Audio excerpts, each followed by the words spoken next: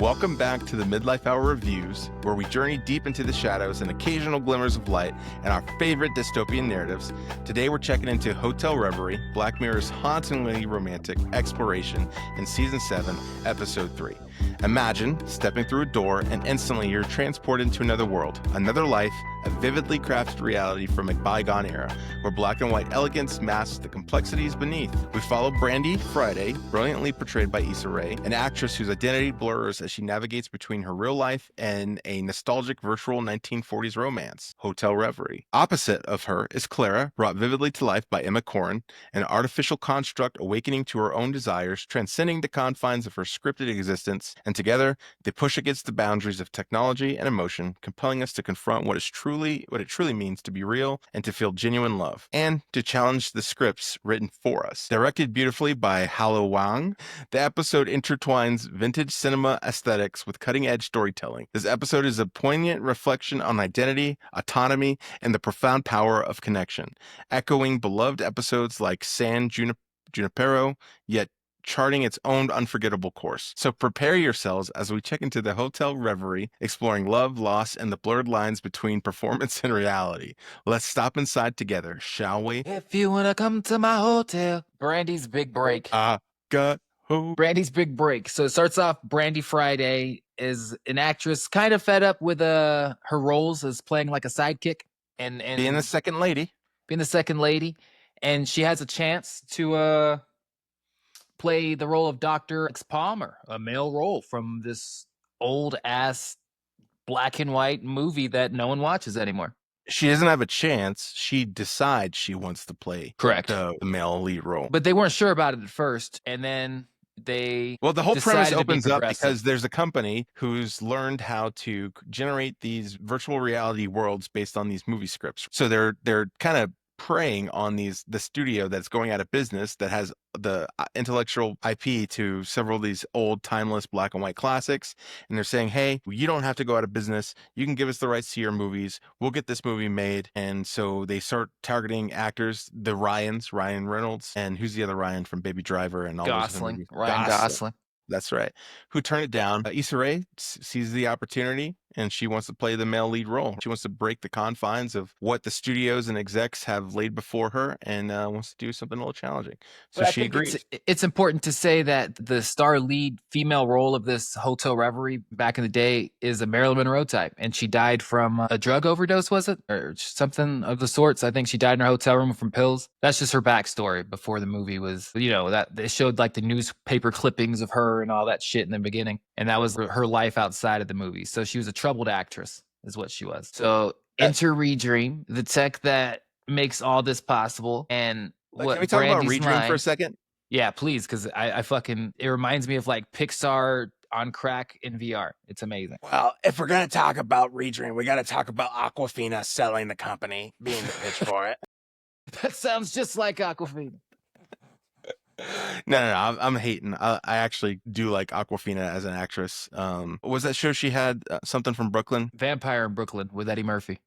No, I can't remember the name of the show, but no, Awkwafina is a great comedian. Anyway, ReDream, they're creating virtual reality. This is a little bit more closer to modern technology, right? We've already seen this with PlayStation VR and the MetaQuest and all these different AR and VR platforms that are going on. So basically, they're taking advantage of that to reshoot large-scale films within the confines of an artificially generated world, right? Where you only have to put in one real actor and they can reshoot a remake, inserting that person within this AR world. I thought that idea was kind of cool. It's a little sad because it's probably closer to reality than any of the other episodes as far as the future technologies and the threats to creatives and art that it will have, the impact that it'll have. But seems like a cool thing to experience, right? If you can go into one of your favorite films and like live through that story arc, I would do that. I would go back in time and be Simba in The Lion King. Would you be able to recreate the actual story? Yeah. Or would it be a different story entirely? Do you think I'm going to like not fall in love with Nala and I'm going to be hitting on her sister or something? I mean, either way, they're both your cousins. So I mean, you do you on that one. Man, things start to go awry very quickly as Brandy enters into the world. She's done her homework. She knows the script, but she wasn't prepared to be doing this in some shady, small soundstage that they only have rented for 2 hours. And she enters in the AR world. She makes it through the first couple scenes with a few hiccups, the major being a plot setting hiccup in which the old lady that was supposed to die and drink the poison that she's preventing the Clara character from being assassinated by her husband is drinking by the dog, and the dog ends up dying, which derails the entire plot because then she never meets the inspector, who then will recognize her later on in the episode when the climax happens on the rooftop she confronts the husband who's trying to kill Clara. Anyway, long story short, things get off the rails. And there's a little, neckbeard nerd who's handling the programming, who's being a little reckless with his drinks, spill his coffee on it. Things short circuit and get all jacked up, and they end Fucking up going idiot. black inside the AR world, and Brandy's stuck in there. She can't leave this movie set or this movie until they complete the plot and the credits roll. And in that time frame, what we discover is that Brandy's character, prior to agreeing to this movie, did all this research on Clara, or the actress that played her, and has started to have this artistic connection to her, and in turn ends up using some of her knowledge about her and the things that she was going to make that emotional connection with this artificially generated version of her inside the film. And when things go haywire, it looks like they spend like weeks together, right? Outside of the script. Months. And they end up falling in love, and Brandy starts to question whether or not the love is just part of Clara's written code or her commitment to the script of the movie, or if it's something genuine. And she never has the time to get that answer because things get reset. And I think it's crazy that she went a little haywire herself, Brandy, when she was just going off telling her, "You're not real, you're AI. You're AI. You're an actress.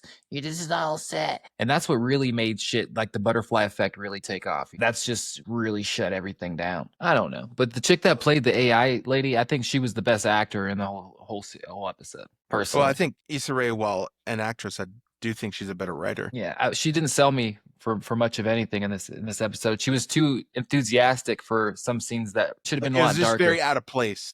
Yeah, absolutely. But she did her best. I thought she did a good job in the sequence in which the movie script is broken and everyone's frozen. It's just her and Clara. I thought those scenes and that narrative would lend better to Issa Rae's acting than trying to follow along with the script. And maybe that was a creative choice. Maybe it's supposed to feel unnatural. You have a modern person inside of a film written and directed in the 90s, a different time, different culture, and then she's playing a completely different gender. So maybe that was a creative choice. But no, overall, this episode, for me, while interesting, I probably could have lived without it. Yeah, I feel the same way. I thought the only really interesting scene was when she steps outside of the actual movie per se into the all black, and she can download and access all of her actual files of herself, her actual persons, her actual being, and she found out how she died of that drug overdose and all that. And you could really see how that kind of made her okay to die. So the correct answer, right? The narrative choice is that the story, well, it's supposed to be about a movie, a romantic movie whose like tagline is "I'll be yours forevermore." And that sequence at the end of the movie is supposed to roll the credits. It's the whole theme of it being a romance movie. So the correct answer is like these two individuals who are playing a role, who are operating off a script, whose destiny within the confines of that script is supposed to resolve here, end up naturally resolving in that place because they've had that opportunity to learn who each other is and fall in love with each other. So what once was an acted portrayal of a love story ends up becoming a real portrayal of a love story, which ends with this time, instead of Clara's love interest saving her and saying "I'll be yours forevermore," with her sacrificing herself for Brandy. And Brandy delivering those lines. That was probably the best acting. She did act that part very well when Clara's dying and she says, "I'll be yours forevermore." And then when she's awakened from the AI generated world, she's kind of still in tears, still in emotional shock from what she has gone through. So I thought that was pretty good. But yeah, that's essentially the episode. Not my cup of tea. My final rating is going to be a 6.5. I was expecting a 5 for you on this one. Wow, you think I'm a big pessimist, don't you? No, I was going to give it a 5. That's what I'm going to You do you, boo-boo. On 50-50. And I only give it a 5 because played out on the whole AI stories. It's just 2 episodes so far that's kind of been big on the bandwagon of what everyone's talking about in the past 2 years. So we'll see how the next episode sits. Well, those are our thoughts. Let us know yours down in the comments section. We will reply, we will respond, we will challenge, or maybe we'll agree. Thanks for joining us. This has been the Midlife Hour Reviews. And don't recreate dead people for amusement. Peace. I sub all I wanna know is, can I eat a sub?